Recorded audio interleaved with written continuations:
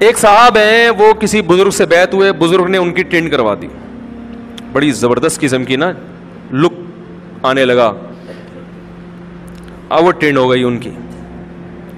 اب جب ٹینڈ ہوئی تو ان بزرگ نے کہا کہ بھائی دیکھو تم مجھ سے بیعت ہو گئے ہو اور حضرت علی کی سنت ہے ٹینڈ کروانا وغیرہ وغیرہ, نہیں تو کم از کم شیخ کا حکم تو مانو نا. تو انہوں نے مانا, انہوں نے کہا چلو سنت ہے نہیں ہے ایک الگ بحث ہے, لیکن میرے پیر و مرشد نے مجھے کہا ہے اور اللہ والے ہیں, ان کی صحبت سے مجھے فائدہ ہوا, تو کچھ چیزیں بلا دلیل بھی مان لینی چاہیے, چلو ان کی اطاعت میں ٹینڈ کرا لیتا ہوں.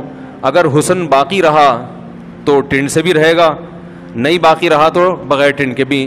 شاعر نے کہا ہے نا, حسن تیرا اس طرح سالم رہا, سر منڈانے پر بھی تو ظالم رہا, یعنی تیرا حسن میں کوئی فرق نہیں پڑا. تو انہوں نے اپنے اوپر یہ شعر چشمہ کر کے ٹینڈ منڈ کرا لی.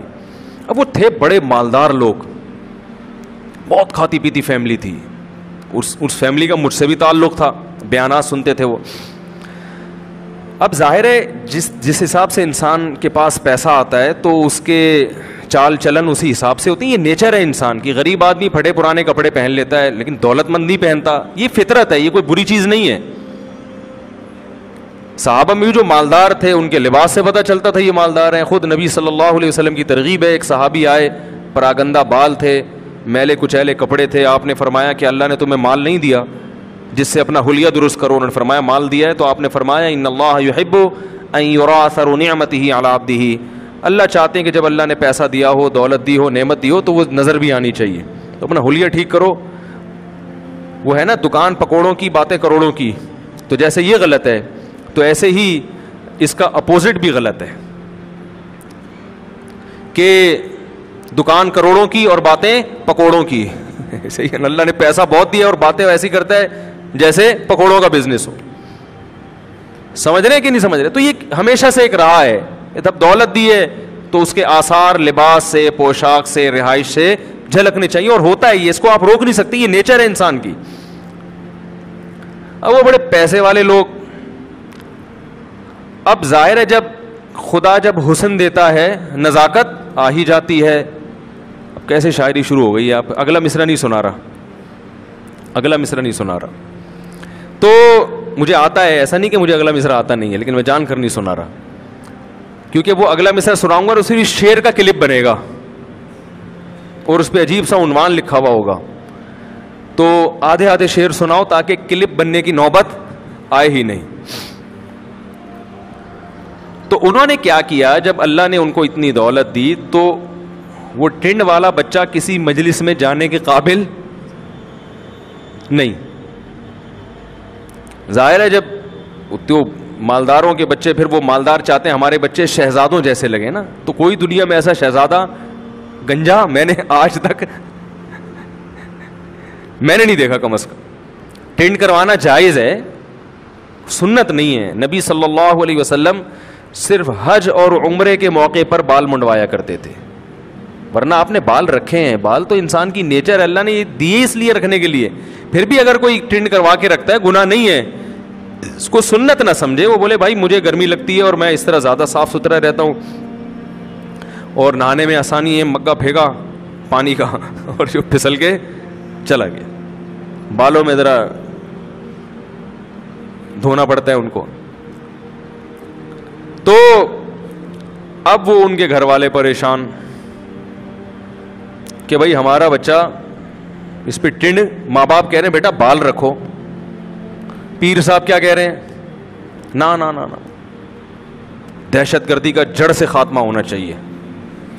ان کی لاجک بھی یہ تھی کہ اگر بال رکھو گے تو خوبصورت نظر آؤ گے, تو لڑکیاں تمہیں چھیڑیں گی, تو اس کے دولت بھی ہو اور حسن بھی ہو تو چھڑتا تو ہے پھر انسان. کیا خیال ہے, تو لڑکیاں تمہیں چھیڑیں گی تو فتنے میں آؤ گے, آزمائش میں آؤ گے, تو اپنے آپ کو ایسا بناؤ کہ چھڑ ہی نہ سکو. صرف پیسے سے تھوڑی کوئی چھڑتا ہے, صحیح ہے. تو ایسا اپنے آپ کو بنا کے رکھو, ٹنڈا بالکل. جب بھی کوئی چھیڑنے کی کوشش کرے ٹوپی اتار کے سر دکھا دو, وہ بھاگ جائے گی. تو فتنے سے بالکل دور رہو گے ہمیشہ. تو انہوں نے مجھ سے رابطہ کیا, میں نے کہا یار جیسے پیر صاحب کہہ رہے ہیں چھوڑو, جب اطاعت کرنی ہے تو حلال حرام کا مسئلہ تو ہے نہیں, جیسے کہہ رہے ہیں عمل کر لو, فتنے سے بچ جاؤ گے. مجھے سمجھ میں تو نہیں آئی ان کی بات. میں نے کہا ظاہر ہے اب وہ بلا وجہ تعلق توڑنا بھی اچھا نہیں, لیکن پتہ چلا جب انہوں نے مجھے بتایا کہ میری والدہ کہہ رہی ہیں کہ بال رکھو, میں نے کہا میرے بھائی ماں کا حکم پہلے ہے. ماں کا حکم کیا ہے بولو نا, پہلے ہے. میں نے کہا اب یہاں پیر صاحب کی نہیں چلے گی, بلکہ میں نے کہا جو سچی مچی کا پیر ہوگا نا, جو واقعی اللہ کا خوف دل میں رکھتا ہوگا, وہ ماں کی مرضی کے خلاف آپ کو چلنے ہی نہیں دے گا. اس سے تو آپ بیعت اسی لیے ہوئے ہیں کہ آپ کو شریعت سکھائے, اور شریعت میں والدین کا حق سب سے, بولو بھائی, جب تک شریعت کے خلاف نہ کہیں آپ, وہ تو سب سے پہلے ہے. لیکن وہ پیر صاحب مان کے نہیں دے رہے. نہیں بھائی ٹرینڈ کراؤ, نہیں بھائی شیخ کا حکم, دینی معاملات میں شیخ کا حکم پہلے ہے. میں نے کہا بھائی یہ دینی معاملہ نہیں ہے, اور دوسرا یہ کہ دینی کوئی شریعت کا کوئی حکم تھوڑی ہے, یہ مباح ہے. بال رکھنا بھی جائز, کٹانا بھی جائز. تو مباح چیزوں میں, جائز چیزوں میں جب ماں باپ حکم دیں تو وہ جائز چیز کیا ہو جاتی ہے, واجب ہو جاتی ہے.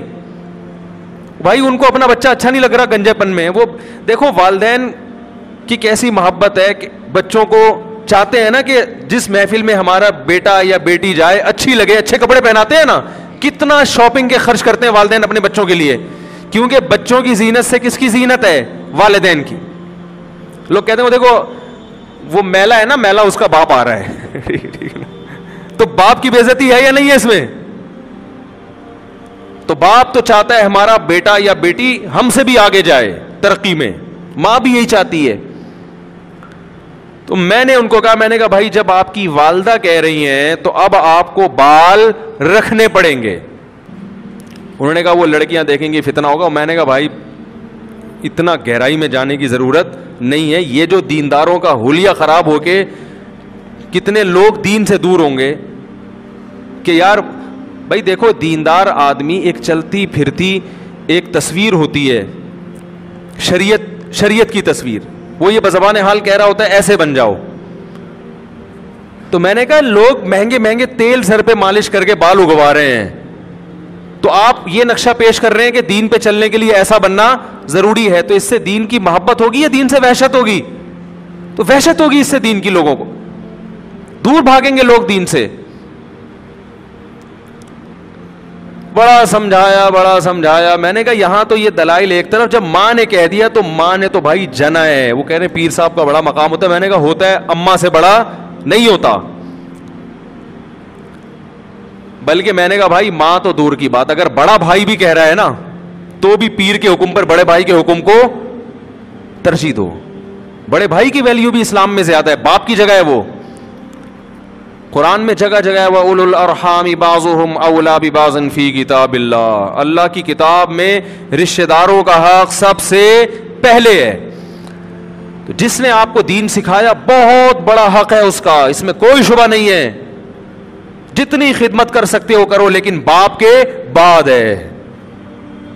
پھر میں نے ان کو مثال سے سمجھایا. میں نے کہا مجھے ایک بات بتاؤ, اللہ نہ کرے آپ کا ایکسیڈنٹ ہو جائے, کوئی ٹانگ ٹوٹ جائے, روڈ پہ پڑے ہوئے ہو, لوگ آپ کے پیر صاحب کو فون کر کے بولیں گے کہ اٹھاؤ, یا بھائی کو بولیں گے؟ اس نے کہا بھائی کو. میں نے کہا بھائی فوراً آئے گا اٹھانے کے لیے, اور پیر صاحب آپ کو خانقاہ سے نکال دیں گے, بولیں گے جب ٹانگ جڑ جائے آ جانا. لیکن آپ کا باپ آپ کو گھر سے بولو نا نہیں نکالے گا, نہ ماں نکالے گی, نہ باپ نکالے گا, نہ بھائی نکالے گا, بلکہ پریشان ہوں گے, علاج کا خرچہ وہ کریں گے. تو یہ جو رشتے اللہ نے بنا دیے نا, بلڈ ریلیشن, یہ ایلفی سے زیادہ مضبوط ہے میرے بھائی. باقی رشتے 2 منٹ میں ٹوٹتے ہیں. دلائل کے انبار لگا دیے, مگر ان کی سمجھ میں آ گیا, ان کے پیر صاحب کی سمجھ میں نہیں آ رہا. میں نے کہا ایسی کی تیسی, اماں پہلے جب اللہ کا حکم ہے تو میں نے کہا بال رکھ لو.